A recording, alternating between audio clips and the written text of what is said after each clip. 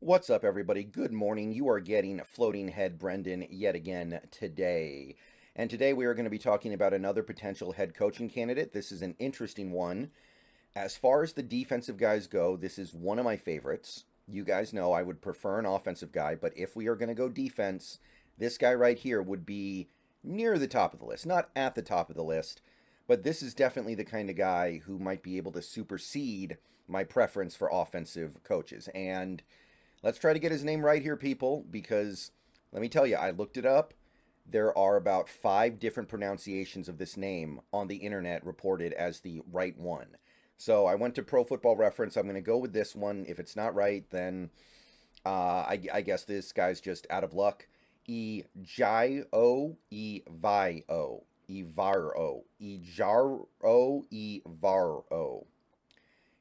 Evaro. I'm just going to go with Evaro since there aren't other famous Evaros out there that people would get it confused with. So let's go with Evaro, and I'll just live with that. So Evaro, 43 years old when the season starts next year, or this year. He's relatively young. As of right now, I know everybody's going to say, oh, Evaro would make a really good defensive coordinator. We should hire him as that. You probably can't because the Panthers are blocking defensive coordinator interviews for Eviro. If you want to interview him, it has to be as a head coach, and if you want to poach him, it'll have to be as a head coach.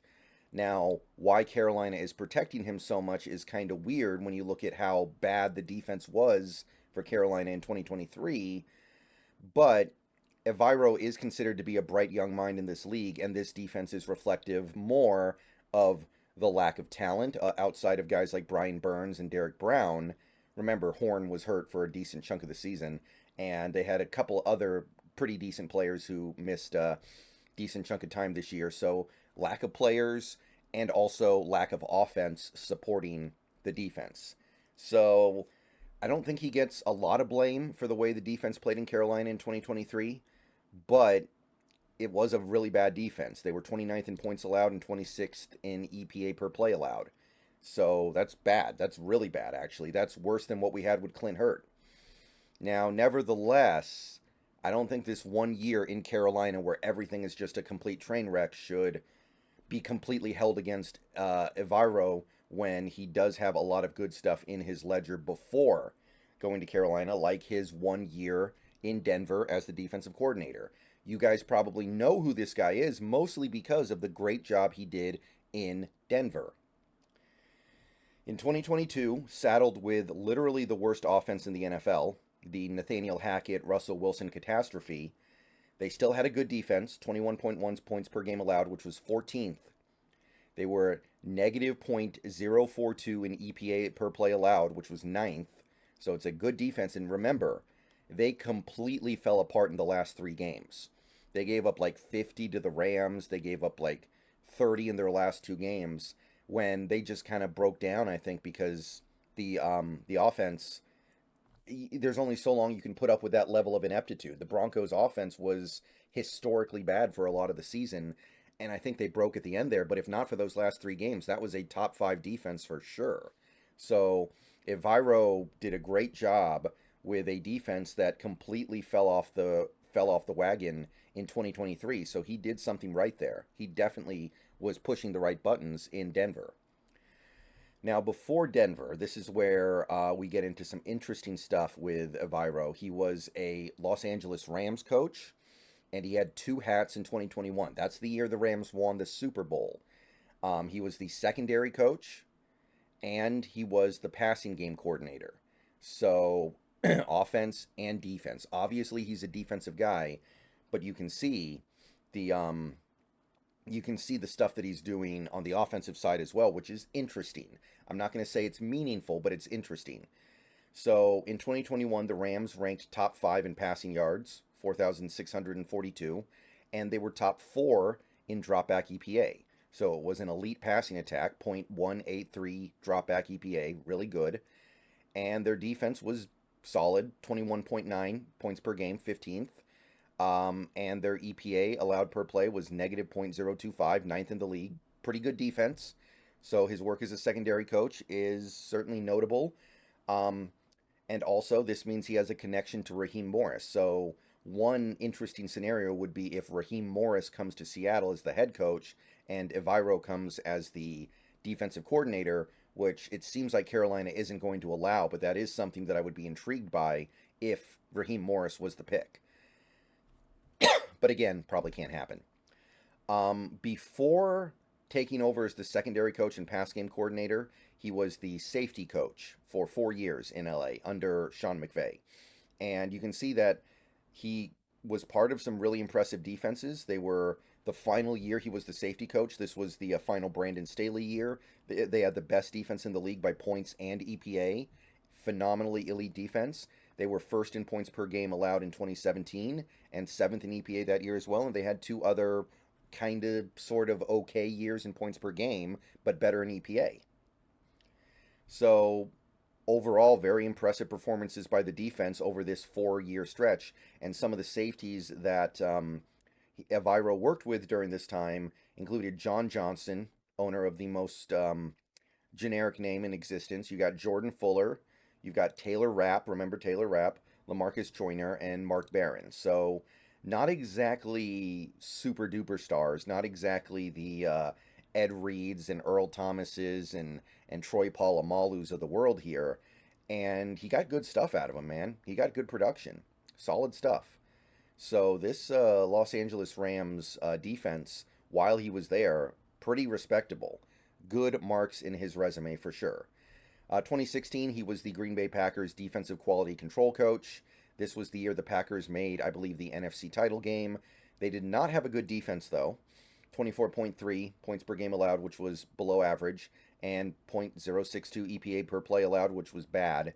So there was not a lot of good quality control on this defense, admittedly. But before then, he was actually a Harbaugh lackey for a few years, and also a Jim Tomsula lackey, but we all know nobody's really a Jim Tomsula lackey. He is the biggest lackey of them all. He was a defensive assistant in 2015 and 2014 for a defense that was, in 2015 it was bad, but that was the Tomsula year, and 2014 the defense was decent. That was the last Harbaugh year, 10th in points per game allowed, 14th in EPA per play allowed. The 2 years prior, he was an offensive assistant under Harbaugh for an offense that was pretty good. 11th in points per game both years. It was actually top 5 in 2012. They just didn't match that level of EPA production with points necessarily. And the year before that, he was a quality control coach for a team that under Harbaugh went 13-3 and had the second best defense in the league by points per game allowed. So he did some really notable things during his time in San Fran, although it's hard to say exactly what he had to do with it. He's a defensive assistant, offensive assistant, quality control coach. What do these things mean? They didn't even specify if he was offensive or defensive. I assume defensive, but at this point in his career, he was just doing whatever they needed him to do. All right. So the ties to Raheem Morris go back even a little bit further than that, because if you go back to the start of his resume, he's got the Tampa Bay Buccaneers defensive quality control coach for 3 years from 07 to 09. And that overlapped a little bit with the Raheem Morris era. So you can see that when he started out, the Bucs had an elite defense, 17 points per game, third. And then in 2008, it was still good, 20 points per game, 10th. And then the wheels fell off in 2009. It was one of the worst defenses in the league. So maybe he was a bad influence on them and eventually it just rubbed off. I don't know. But overall, I would say this is a pretty solid resume. We're mostly looking at this Denver year as proof of his competency. But what he did while a member of the Rams is notable as well. I like this guy. Evero, to me, is a up-and-coming coach that you might be able to get easier than you should because he's coming off such a bad year where a lot of things were just out of his control. The Panthers literally had the most inept offense in the NFL outside of maybe New England, and he didn't have a lot to work with, and the results were bad. But guys, we got to do something for Evero. The 2 years in a row now, he's switched teams, and the team he's gone to has the worst offense in the league. He deserves better, man. He deserves so much better than that. We got to help him, the man out. We got to help this guy, give him at least an okay offense to work with for one of his defenses, and see what he can do. So I like Evero. I liked him ever since he started getting big attention in Denver. I'm not going to let one bad year in Carolina, where everything sucks, deter me. And if we got Evero as a head coach, he wouldn't be my favorite, but I like him. And if it came with maybe some additional assistance, like he was able to bring in some other high-profile coaches from that Raheem Morris tree, then I mean, I don't think it would be Raheem Morris himself, but maybe there's some other guys he could bring in as well. I'm not against it. All right, so that's my rundown on this head coaching candidate. Let me know what you think down below. I I would be intrigued.